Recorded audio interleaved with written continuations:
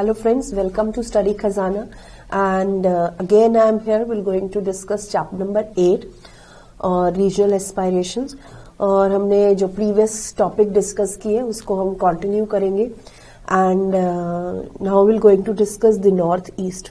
ठीक है, regional aspiration में हम क्या पढ़ रहे हैं? हम ये पढ़ रहे हैं कि आज़ादी के बाद प्रिंसली स्टेट की डिसइंटीग्रेशन होने के बाद भी जो डिमांड थी ग्रेटर ऑटोनॉमी की वो खत्म नहीं हुई और अलग अलग जगहों से अलग अलग स्टेट्स जो डिमांड रख रही थी कि उनको जो है ज्यादा ऑटोनॉमी या स्पेशल स्टेटस जो है वो दिया जाए. ठीक है, और रीजनल एस्पायरेशन में सबसे ज्यादा जो टर्निंग पॉइंट तब आया वो 1980s में आया. नॉर्थ ईस्टर्न स्टेट के साथ दिक्कत क्या थी कि नॉर्थ ईस्टर्न स्टेट्स को सेवन सिस्टर्स भी बोला जाता था. ठीक है, और नॉर्थ ईस्टर्न स्टेट्स पहले बहुत अच्छी कनेक्टिविटी थी बाकी इंडिया के साथ नॉर्थ ईस्टर्न स्टेट्स की, पर जैसे ही बांग्लादेश जैसे पार्टीशन हुआ, ईस्ट पाकिस्तान बना, फिर उसको बांग्लादेश बना दिया गया, तो नॉर्थ ईस्टर्न स्टेट जो है कहीं ना कहीं बाकी रेस्ट ऑफ इंडिया से कट गई. अगर आप ज्योग्राफिकली भी देखें तो चीजें जो थी वो काफी ज्यादा जो थी वो लैगिंग होने लगी, काफी ज्यादा कटी हुई महसूस होने लगी जब ये इस तरीके का पार्टीशन हो गया. ठीक है, अब इसे बोला गया है कि the region has only 4% of countries population but about twice as much share of its area. मतलब अपने रीजन से कंपेयर करें, मतलब डबल रीजन है और पॉपुलेशन सिर्फ 4% है. ठीक है, और सिर्फ एक छोटा रास्ता है 22 किलोमीटर का जो नॉर्थ ईस्टर्न स्टेट्स को बाकी कंट्रीज के साथ कनेक्ट करता है. ठीक है, अब north eastern state China, Myanmar, Bangladesh के साथ जो है अपनी बाउंड्री शेयर करता है. ठीक है, अब जो नॉर्थ ईस्टर्न स्टेट है वो 1940 के बाद उनमें काफी चेंजेस जो थे वो हमने देखे. ठीक है, जैसे कि त्रिपुरा, मणिपुर, खासी हिल्स ऑफ मेघालय जो थे वो प्रिंसली स्टेट थे और बाद में वो भारत के साथ वो मर्ज हो गए. ठीक है, उसके बाद से बोला गया है कि जो पूरा रीजन है नॉर्थ ईस्टर्न एरिया का वो काफी ज्यादा जो है इसमें पॉलिटिकल रीऑर्गेनाइजेशन हुई, काफी स्टेट्स को दोबारा से रीफ्रेम किया गया, दोबारा से डिवाइड किया गया. जैसे कि नागालैंड बना 1960 में. ठीक है, मेघालय, मणिपुर एंड त्रिपुरा बना 1972 में. ठीक है, while Arunachal Pradesh, Mizoram become separate state only in 1986. ये याद करना बहुत जरूरी है क्योंकि हर स्टेट की जो फाउंडिंग डेट है, ईयर है, वो आपसे पूछा जा सकता है. ठीक है, अब ये मैंने आपको बताई दिया आगे का कि जैसे ही हमारा पार्टीशन हुआ था तो हमारी जो कनेक्टिविटी थी वो काफी ज्यादा नॉर्थ ईस्टर्न स्टेट से काफी ज्यादा कट गई थी क्योंकि मेजर जो एरिया था, कह लीजिए कि जो ईस्ट बंगाल था वो फिर ईस्ट पाकिस्तान बना, फिर वो बांग्लादेश बना, तो पूरी तरीके से हमसे मतलब एक मेजर पार्ट है जो रेस्ट ऑफ इंडिया को नॉर्थ ईस्ट से कनेक्ट करता है, तो वो हमसे चला गया. ठीक है, जिससे काफी जो लोग हैं नॉर्थ ईस्टर्न स्टेट के वो अपने आप को आइसोलेटेड, इग्नोर्ड, बैकवर्ड समझते हैं. ठीक है, और समटाइम्स दे ऑल्सो फील कि हम भारत का हिस्सा ही नहीं है, हम भारत से अलग हैं. ठीक है, तो ये सब प्रॉब्लम जो थी वो जो है सामने आई. उसके बाद से बताया गया कि the 3 issues dominate the politics of north east. क्या? डिमांड फॉर ऑटोनॉमी, मतलब वो चाहते थे कि हमें ज्यादा पावर मिले. मूवमेंट फॉर सक्सेशन, के वहां पे सक्सेशन यानी कि इंडिया के साथ मर्ज होने के लिए वहां पे मूवमेंट, कई लोगों ने अगेंस्ट बोला, कई लोगों ने फेवर में बोला. और ऑपोजिशन टू आउटसाइडर, जैसे कि आप देख ही रहे हैं कि जो नॉर्थ ईस्टर्न स्टेट्स हैं they share boundaries with China, Myanmar, Bangladesh.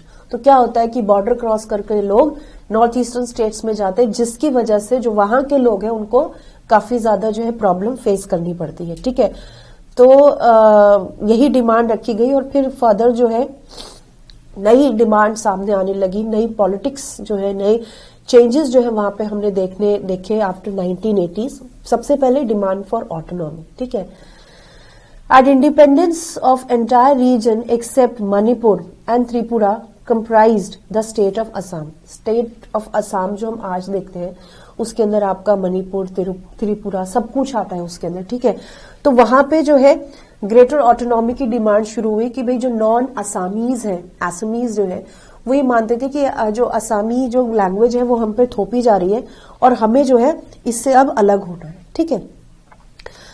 उसके बाद देयर वाज अ राइट्स, ठीक है। अब जो leaders of major tribal communities wanted to separate from Assam, जितनी भी ट्राइबल कम्युनिटीज थी वो असम से सेपरेट होना चाहती थी, ठीक है। और they formed an Eastern India tribal union which later transformed into more comprehensive all-party Hill Leader Conference in 1960. अलग अलग इनिशिएट लिए गए, अलग अलग ग्रुप फॉर्म किए गए ताकि जो है जो असम को अलग करने की या जो नॉन असामीज की जो ऑटोनॉमी की डिमांड है उसको एक्सेप्ट किया जाए, ठीक है। उसके बाद they demand a tribal state to be carved out by Assam, एक ट्राइबल स्टेट बननी चाहिए असम से कटकर, ठीक है। हालांकि ये डिमांड पूरी नहीं की गई पर असम में से और स्टेट्स को निकाला गया, मतलब ट्राइबल स्टेट बनाना गवर्नमेंट को सही नहीं लगा तो उन्होंने जो है ट्राइबल स्टेट ना बनाकर और स्टेट्स को जो है कंस्ट्रक्ट किया फ्रॉम द असम। वो कौन कौन सी थी? मेघालय, मिजोरम, अरुणाचल प्रदेश, ठीक है। और Tripura and Manipur were upgraded into a states too, मतलब त्रिपुरा और मणिपुर को भी जो है स्टेट का ओहदा दिया गया, ठीक है। उसके बाद से बोला गया है कि 1972 तक जो नॉर्थ ईस्टर्न स्टेट्स का रीऑर्गेनाइजेशन है वो चलता रहा, ठीक है। पर यहाँ पे जो डिमांड थी ऑटोनॉमी की वो खत्म नहीं हुई। कैसे? कुछ कम्युनिटीज थी असम के अंदर जो अभी भी अपनी ऑटोनॉमी की डिमांड सामने रख रही थी। कौन कौन से? बोडोस, कार्बीज और दिमासस, ठीक है। ये चाहते थे कि इनको जो है अलग से स्टेट का ओहदा मिले, लेकिन गवर्नमेंट ने बोला कि ऑलरेडी आप एक स्टेट को छोटा कर रहे हो, उसके बाद और छोटा कर दो, ये प्रैक्टिकली पॉसिबल नहीं है। खैर, उनकी डिमांड्स को सॉल्व किया गया। कैसे सॉल्व किया गया कि कार्बीज और दिमासस को एक डिस्ट्रिक्ट, एक अलग से डिस्ट्रिक्ट दिया जो जिसके अंदर उनको एक ऑटोनॉमी दी गई कि वो अपने हिसाब से वहां पे काम कर सकते हैं, ठीक है। और बोडोस को एक काउंसिल दी गई जिस काउंसिल को वो अपने हिसाब से रन कर सकते हैं। हालांकि अभी भी बोडोलैंड की डिमांड असम के अंदर है, ठीक है। अब इसे बोला गया है कि सक्शनिस्ट मूवमेंट की बात की जा रही है। यहां पे भी जो डिमांड थी रीजनल एस्पायरेशंस वो खत्म नहीं हुई। अब इसे बोला गया है कि the country's leadership faced this problem, means secessionist movement की जो प्रॉब्लम है बहुत लंबे समय तक उन्होंने देखी। At least 2 states in the north east, इसमें 2 states का एग्जाम्पल दिया है जहां पे दिक्कत बहुत ज्यादा थी। सबसे पहले मीजो हिल की बात की गई है, ठीक है। उसको जो है एक ऑटोनॉमस डिस्ट्रिक्ट बनाया गया असम के अंदर, ठीक है। मीजोज ये मानते थे कि वो कभी भी ब्रिटिश इंडिया के पार्ट ही नहीं थे, तो वो आजादी के बाद भी इंडिया के पार्ट नहीं है और वो चाहते थे कि वो इंडिया से अलग हो जाए, ठीक है। अब जो मीजो मूवमेंट था वो काफी ज्यादा पॉपुलर मूवमेंट हुआ, ठीक है। कब? जब आसाम की गवर्नमेंट जो थी 1959 में मीजो हिल में फेमाइन पड़ा, सूखा पड़ा और आसाम की गवर्नमेंट उसमें एक्टिवली कोई रिस्पॉन्ड या कोई सोल्यूशन नहीं दे पाई। तो मीजो हिल का जो मूवमेंट था सेपरेट ऑटोनॉमी का वो और ज्यादा एक्टिव हो गया और पॉपुलर हो गया और लोगों को लगा कि ये जो डिमांड रखी जा रही है वो सही रखी जा रही है और उन्होंने अपनी एक ग्रुप बनाया जिसका नाम था Mizo national front under the leadership of Lal Denga, ठीक है। लाल डेंगा ने मूवमेंट शुरू किया कि हमें जो है सेपरेट ऑटोनॉमी मिलनी ही चाहिए। अब 1966 में जो आपका मीजो नेशनल फ्रंट था उन्होंने अपना एक आर्म्ड कैंपेन शुरू किया इंडिपेंडेंस के लिए, ठीक है। और बहुत मतलब 2 शताब्दियों तक इनकी जो है मूवमेंट, इनकी जो मूवमेंट है वो चलता रहा, ठीक है। उन्होंने गोरिल्ला वॉर करी, उनको पाकिस्तान का सपोर्ट भी मिला, ठीक है, और शेल्टर भी मिला ईस्ट पाकिस्तान, मतलब वहां पे वो छुपे भी और पाकिस्तान को उनको सपोर्ट भी किया, ठीक है। उसके बाद से बोला गया है कि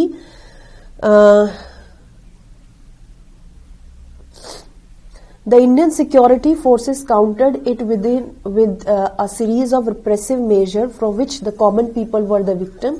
At one point even air force was used. मतलब इस मुठभेड़ के अंदर काफी कॉमन लोग, लोकलाइट्स भी मारे गए, कई बार एयर अटैक्स का भी इस्तेमाल किया गया और इससे क्या हुआ कि लोगों के बीच में गुस्सा जो था वो और ज्यादा बढ़ गया। हालांकि इस लड़ाई का कोई फायदा नहीं हुआ, क्योंकि दोनों तरफ से इंडियन आर्मी भी और मिजो हिल के भी लोग जो थे वो काफी ज्यादा जो थे वो इसका भरपाई कर रहे थे, मर रहे थे। ठीक है, उसके बाद लादेंगा को अरेस्ट करके पाकिस्तान भेज दिया गया था। फिर जब वो पाकिस्तान से वापस आया तो उन्होंने इंडियन गवर्नमेंट से नेगोशिएशन, बातचीत करनी शुरू करी और 1986 में एक पीस एग्रीमेंट हुआ और मिजोरम को एक फुल फ्लेज्ड स्टेटहुड का ओहदा दिया गया। ठीक है, और लालडेंगा जो था वहां का चीफ मिनिस्टर बना। अब बोला जाता है कि इस कन्वर्जन के बाद मिजोरम जो है नॉर्थ ईस्टर्न स्टेट्स में सबसे ज्यादा शांति और पीसफुल मेंटेन करने वाला स्टेट जो है वो माना जाता है। ठीक है, अब दूसरी स्टोरी जो हम पढ़ रहे हैं वो नागालैंड की पढ़ रहे हैं, पर नागालैंड में इतनी हैप्पी एंडिंग नहीं हुई जैसी मिजोरम में हुई। अब नागालैंड में क्या दिक्कत है, इसमें बताया गया है कि it was a movement which was started by Angami जाफू फिजू। ठीक है, और ये नागास का ही एक सेक्शन था जो चाहता था कि हमें जो है इंडिपेंडेंस मिले। ठीक है, अब इसमें क्या लिखा है कि the Nagas national council launched N armed struggle for sovereignty of Nagas. मतलब उन्होंने बोला कि नागा भी जो है कभी भारत का हिस्सा नहीं थे, वो अलग होने चाहिए और अलग से नागा की जगह उनको मिलनी चाहिए। ठीक है, उसके बाद नागाज ने भारत के साथ एग्रीमेंट साइन किया। ठीक है, और उन्होंने बोला कि भाई दोबारा फिर नागालैंड को एक सेपरेट स्टेटहुड का ओहदा भी मिला, पर वहां के लोगों को ये बात पसंद नहीं आई, because they want a separate state, not a part of state of India. और ये प्रॉब्लम जो है अभी भी जो है सॉल्व नहीं हुई है और कंटिन्यू है।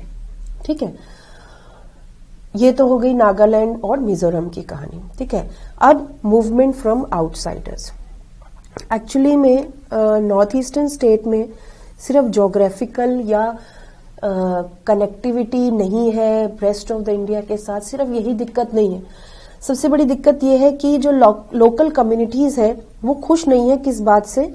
जो आउटसाइडर्स बाहर से आते हैं उससे वो खुश नहीं है। ठीक है, और ऐसे जैसे कि मैंने आपको बताया कि काफी स्टेट से ये घिरा हुआ है और इसके खिलाफ मूवमेंट भी शुरू हुआ 1979 और 1985 में। The Assamese suspected that they were a huge members of illegal Bengalis, Muslim settlers from Bangladesh. They felt that unless these foreign nationals are deported, they could reduce the indigenous Assamese into minority. मतलब अगर इसी तरह ये बढ़ते रहे तो वहां के जो इंडिजिनियस है, जो वहीं के एक्चुअल कम्युनिटी है, वो कम हो जाएगी और वो माइनॉरिटी में आ जाएगी। इसी तरह से अगर आउटसाइडर पॉपुलेशंस बढ़ती गई। ठीक है, अब उससे रिसोर्सेज पे भी असर पड़ रहा था, वाइड स्प्रेड पॉवर्टी हो रही थी, अनएम्प्लॉयमेंट हो गई थी। ठीक है, और नेचुरल रिसोर्सेज डिप्लीट हो रहे थे जैसे ऑयल, टी और कोल। तो इसके खिलाफ आसामी स्टूडेंट्स ने एक मूवमेंट शुरू किया, ऑल आसामी स्टूडेंट यूनियन। ठीक है, वो पार्टी तो नहीं थी पर उन्होंने जो है एंटी फॉरेनर मूवमेंट शुरू किया इलीगल माइग्रेंट्स के खिलाफ, against domination of Bengalis and other outsiders and against the faulty voters registered in the names of lack of immigrants. ठीक है, तो उसके खिलाफ उन्होंने आवाज उठाई। ठीक है, और वो चाहते थे कि 1951 के बाद जितने भी आउटसाइडर्स आए हैं उनको जो है बाहर निकाला जाए। ठीक है, उसके बाद 6 साल तक ये मूवमेंट चलता रहा और उसके बाद राजीव गांधी और गवर्नमेंट के बीच में नेगोशिएशन हुई और एक अकॉर्ड साइन हुआ 1985 में, जिसमें बोला गया कि जो भी Bangladesh agreement, those foreigners who migrated into Assam during after Bangladesh war के बाद जितने भी आसामी आउटसाइडर्स असम के अंदर आए थे उनको बाहर भेजा जाएगा। ठीक है, उसके बाद जो थी ये जो यूनियन थी, बाद में जो थी all India student union, all Assam student union and Assam Gana Sangram Parishad organised, इन दोनों ने मिलकर एक पॉलिटिकल पार्टी फॉर्म करी जिसका नाम था असम घाना परिषद, और वो 1985 में असम की गवर्नमेंट बनाई और उन्होंने बोला कि यहाँ पे असम में दोबारा से फिर जो है हमें गोल्डन असम बनाने की कोशिश करेंगे। ठीक है, पर ये जो एकॉर्ड सॉल्व बना था राजीव गांधी और असम घाना के बीच में, उसकी प्रॉब्लम अभी भी पूरी तरीके से सॉल्व नहीं हो पाई है। आपको पता है इलीगल माइग्रेंट जो है अभी भी आसाम में बहुत ज्यादा है और they are putting lot of pressure over the Assamese, ठीक है।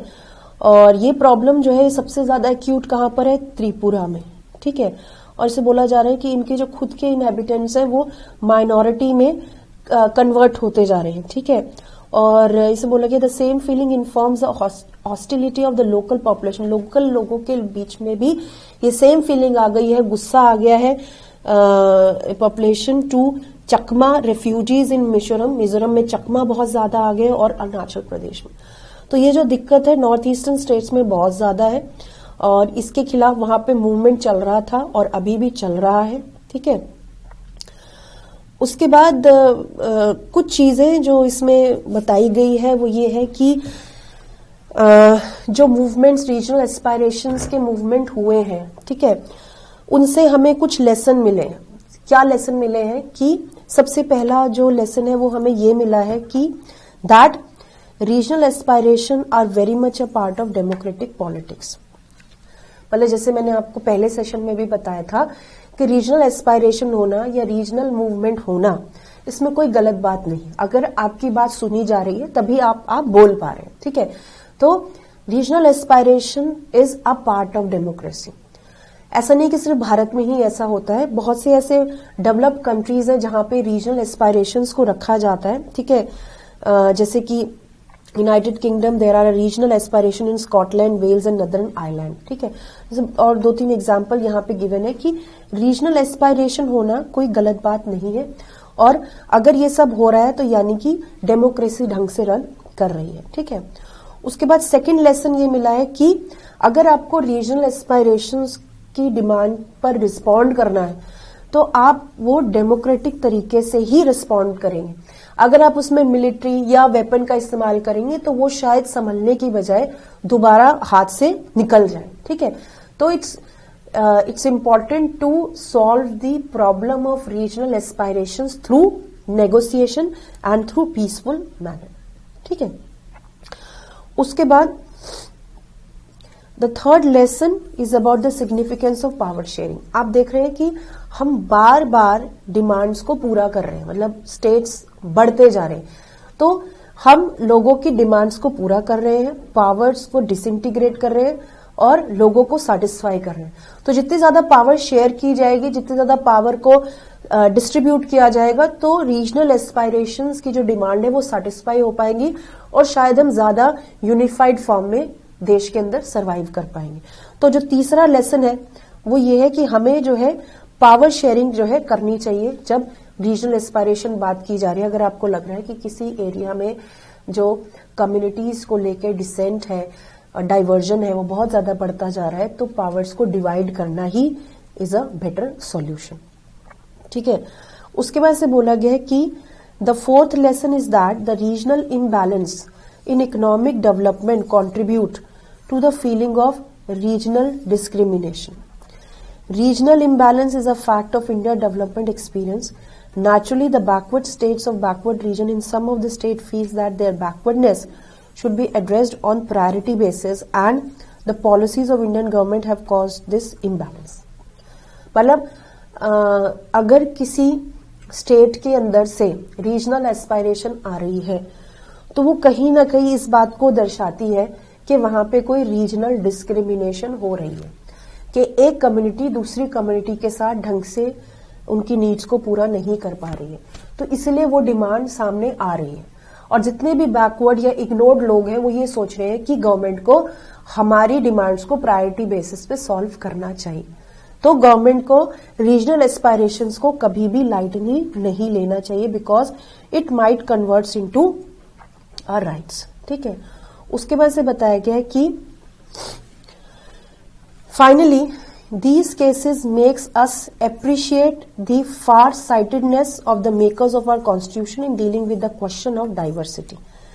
ये जितनी भी मूवमेंट और एस्पायरेशन जब सामने आती हैं तो ये हमें और ज्यादा एक्सपीरियंस और ज्यादा जो दूरदर्शिता दिखाती है कि हमें चीज क्या क्या प्रॉब्लम हम लोग फेस कर सकते हैं, क्या क्या उसको सॉल्व, किस तरीके से हम उसको सॉल्व कर सकते हैं, क्या क्या इफेक्टिव पॉलिसीज हम बना सकते हैं ताकि हमारी जो हमारी आइडेंटिटी है, हमारी डेमोक्रेसी है, हमारी डाइवर्सिटी है, जो यूनिटी है, वो मेंटेन रहे। ठीक है, that is why we have adopted a flexible system, federal system, amendment procedure है हमारे पास, और पावर्स को हमने डिस्ट्रीब्यूट किया है। तो ये जितनी भी मूवमेंट और एस्पायरेशंस हमारे सामने आती है, हमारे सामने लेसन रखती हैं, हमारे सामने गाइडेंस होती हैं, हमको एक्सपीरियंस देती हैं, ताकि हम आगे और अच्छे डिसीजन ले सके और अच्छी तरीके से लोगों की एस्पायरेशंस को सॉल्व कर सकें। ठीक है, सो यही हमारी खास बात है कि और देशों से अलग हम इसलिए अलग हैं क्योंकि हम इस तरीके के चैलेंजेस को हमेशा जो है एक्सेप्ट करते हैं। कॉन्स्टिट्यूशन में हमेशा हम फ्लेक्सिबल रहते हैं और कोशिश करते हैं कि पॉसिबल चेंजेस या पॉलिसीज लेकर आए ताकि जो डिमांड्स है वो फुलफिल हो पाए। ठीक है, so that is all about this chapter. I hope आपको ये समझ में आया होगा। फिर भी अगर कुछ क्लियर नहीं है तो do write me on study Khazana. Thank you so much.